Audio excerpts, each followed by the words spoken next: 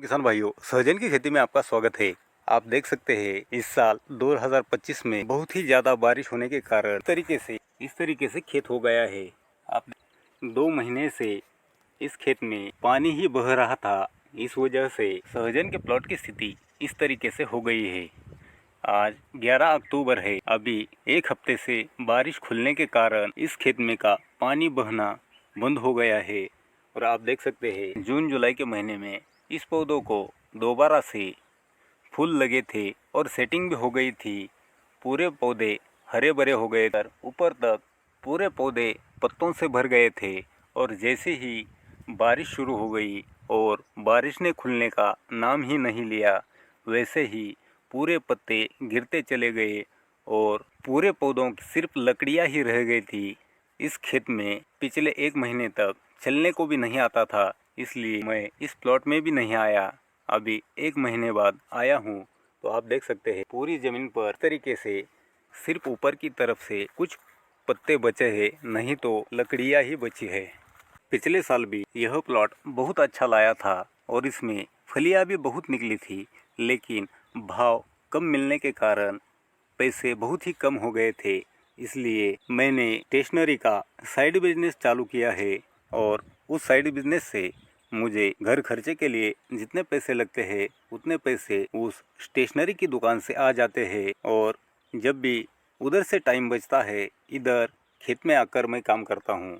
और मुझे लगता है हर किसान भाई ने कुछ ना कुछ साइड बिजनेस करना ज़रूरी है, क्योंकि खेती का इनकम मुझे लगता है खेती का इनकम कभी भी आप जैसा सोचते हैं वैसा नहीं होता है। वैसे तो कोई भी काम में आप जैसा सोचते वैसा तो होता नहीं है, लेकिन जो व्यापार का छोटा मोटा काम होता है उसमें घाटा होने के चांसेस बहुत ही कम रहते हैं। कम से कम अपने घर खर्चे को जितने पैसे लगते हैं उतने तो व्यापार में मिलते हैं। इसलिए खेती के लिए कोई ना कोई साइड बिजनेस करके फिर से खेती करनी चाहिए, ऐसे मुझे लगता है। आपको क्या लगता है कमेंट करके बताइए, क्योंकि खेती में कभी भी बारिश ज़्यादा होने के कारण कभी नुकसान होता है, तो कभी ठंड बढ़ने के कारण नुकसान होता है, तो कभी धूप बढ़ने के कारण नुकसान हो जाता है।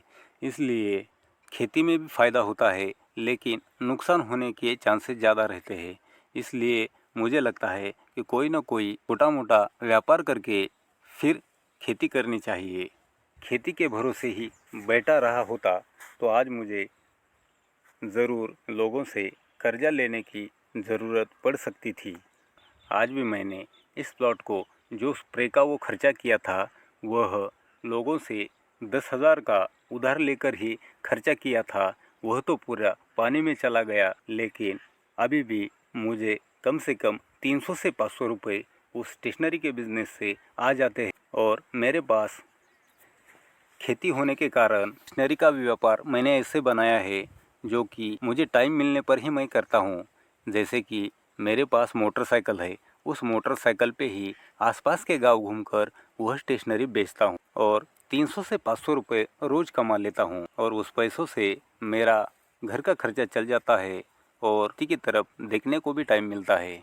इसलिए आपके पास भी कम मात्रा में खेती है और खेती में ऐसे ही नुकसान होने की संभावना ज़्यादा रहती है, इसलिए मुझे लगता है कि सभी ने कुछ ना कुछ व्यापार करके फिर खेती करनी चाहिए। खेती में भी मुझे लगता है हर बार नुकसान होने की संभावना नहीं रहती, लेकिन 2-3 साल में एक बार तो भी मौसम खराब होने के कारण एक अच्छा खासा नुकसान हो सकता है, जैसा कि इस साल लगभग सब तरफ हो गया है।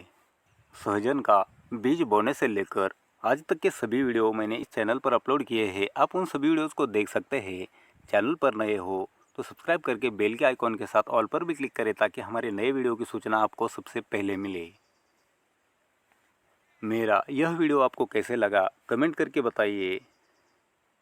आज के वीडियो में बस इतना ही, मिलते हैं अगले वीडियो में, तब तक के लिए राम राम।